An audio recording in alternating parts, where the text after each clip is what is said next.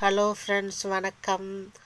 Welcome to my channel ஆச்சி மலர்கொடி. எல்லோரும் எப்படி இருக்கீங்க? நல்லா இருக்கீங்களா? இன்றைக்கி நம்ம சேனலில் மோர் குழம்பு எப்படி செய்யணும்னு செஞ்சு காமிக்க போகிறேன். என் சேனலை இப்போ தான் நீங்கள் ஃபஸ்ட்டு பார்க்குறீங்கன்னா சப்ஸ்கிரைப் பண்ணிவிட்டு பாருங்கள்.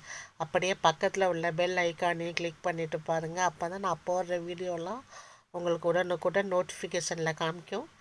நீங்களும் பார்த்து பயன்பெறலாம். இன்றைக்கி நம்ம சேனலில் வெண்டைக்காய் வச்சு மோர் குழம்பு எப்படி செய்கிறதுனா செஞ்சு காமிக்க போகிறேன். எப்போதும் சிக்கன், மட்டன், மீன், காய்கறியெல்லாம் போட்ட குழம்புன்னு சாப்பிடாம இடையில இது மாதிரி மோர் குழம்பும் வித்தியாசமாக செஞ்சு சாப்பிட்டு பாருங்கள், உடம்புக்கு நல்லது. அதுக்கு ஃபஸ்ட்டு ஒரு வானலியில் வெண்டைக்காய் போட்டு வதக்க போகிறேன். இந்த மோர் குழம்புக்கு வந்து பூசணிக்காய், சொரக்காய், சவ் இதெல்லாம் போட்டு வைக்கலாம், வடை போட்டு வைக்கலாம். நான் வந்து இன்றைக்கி வெண்டைக்காய் வச்சு செய்கிறேன். வெண்டைக்காய் வந்து கொழப்பு தன்மை இருக்கும், அதனால் ஃபஸ்ட்டு வதக்கி எடுத்துக்கணும். இந்த மோர் குழம்புக்கு ஒரு மசாலா தயார் பண்ணணும். பச்சை மிளகா 3, ஒரு துண்டு இஞ்சி, ஒரு கைப்பிடி தேங்காய், இதோட வந்து நம்ம ஒரு ஸ்பூன் வந்து ஜீரகம், அதுக்கப்புறம் வந்து ஒரு ஸ்பூன் பச்சை அரிசி, ஒரு ஸ்பூன் துவரம் பருப்பு. அதை வந்து 1 மணி நேரத்துக்கு முன்னாடி ஊற வச்சுருக்கேன், அதை சேர்த்துக்கோங்க. துவரம் பருப்பும் அரிசியும் அது இப்போ வந்து இதில் அரைச்சி எடுத்துக்கலாம்.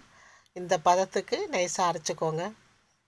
இதுதான் வந்து அந்த மோர் குழம்புக்கு நம்ம சேர்க்க போகிற மசாலா இது.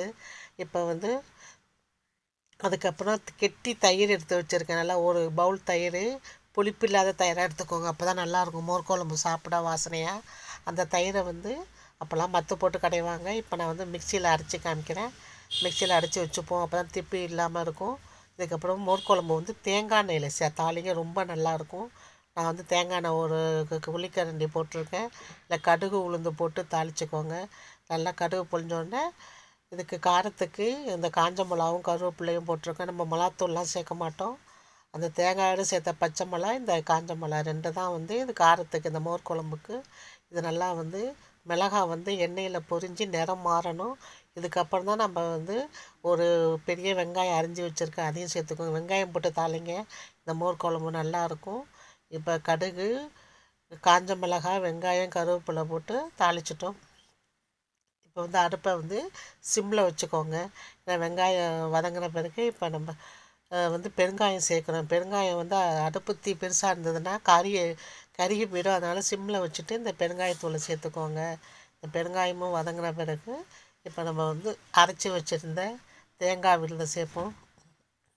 அடுப்பு சிம்லேயே இருக்கட்டும், ஏன்னா நம்ம அரிசி சேர்த்து அரைச்சதால் அந்த இது வந்து அடி பிடிக்கும். அதனால் சிம்மில் வச்சுக்கிட்டு இப்போ இந்த தேங்காய் சாந்தையும் போட்டு நல்லா கலக்கி இதுக்கு வந்து ஒரு கொதி வரட்டும். பச்சை வாசனை போக ஒரு கொதி வரணும்.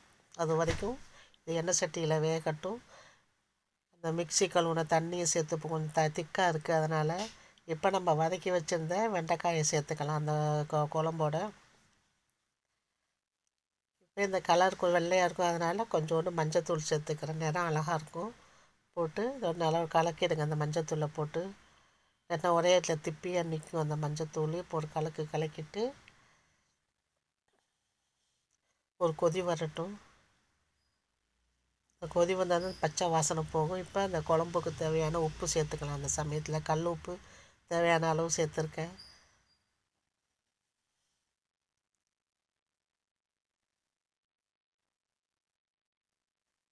நல்லா கொதித்து வந்துட்டு பாருங்கள். இந்த துவரம் பருப்பு இதெல்லாம் பச்சை வாசனை. இப்போ நம்ம அரைச்சி வச்சுருந்த தயிரை வந்து சேர்த்துக்கணும். இப்போ ஸ்டவ்வை ஆஃப் பண்ணிவிடுங்க. மோர் ஊற்றின பிறகு ரொம்ப கொதிக்க வேணாம். இந்த சூட்டுலேயே இந்த மோர் வந்து இந்த குழம்போடு சேர்ந்துட்டு நல்லா கலக்கி மட்டும் விட்டுருங்க. இந்த மோரும் இந்த பச்சரிசி, துவரம் பருப்பு, அந்த மசாலா அரைச்சோம்ல அதையும் சேர்த்து நல்லா கரைச்சி விட்ருங்க. இப்போ ஸ்டவ்வை ஆஃப் பண்ணிவிட்டேன் நான். இப்போ மோர் குழம்பு ரெடி. ரொம்ப ஈஸியாக செஞ்சிடலாம். அதில் புளியெல்லாம் கிடையாது, காய்கறி தேவையில்லை. இந்த சமயத்தில் சூட்டோடு இருக்கிறப்பயே நல்லா கருவேப்பிலை தலையெல்லாம் கிள்ளி போட்டுருங்க. வாசனை கம்மன்னு இருக்கும். இது சாப்பிட அவ்வளோ நல்லாயிருக்கும். உருளைக்கிழங்கு வறுவலோடு சாப்பிட நல்லாயிருக்கும். இதில் வந்து வடை போட்டு செய்யலாம், மெது வடை போட்டு இன்னும் சூப்பராக இருக்கும். நான் ஒரு மசால் வடை வச்சு இப்படி ஊற வச்சு காமிக்கிறேன் பாருங்கள். எனக்கு மசால் வடையில் மோர் குழம்பு ஊற்றினா ரொம்ப பிடிக்கும். எல்லாம் மோர் குழம்பு நல்லா சூடாக இருக்கிறப்பயே அந்த வடையில் போட்டு ஊற வச்சிடணும். சூட்டோடு இருக்கிறப்ப அந்த வடையில் நல்லா அந்த இறங்கிடும். இப்போ இந்த மசால் வடையோட இந்த மோர் குழம்பு சேர்த்து சாப்பிட்றப்ப அவ்வளோ ருசியாக இருக்கும் சாதத்துக்கு. நீங்களும் செஞ்சு சாப்பிட்டு பாருங்கள். மெதுவடையும் செய்யலாம். இது வந்து எனக்கு ரொம்ப பிடிக்கும், செஞ்சுருக்கேன்.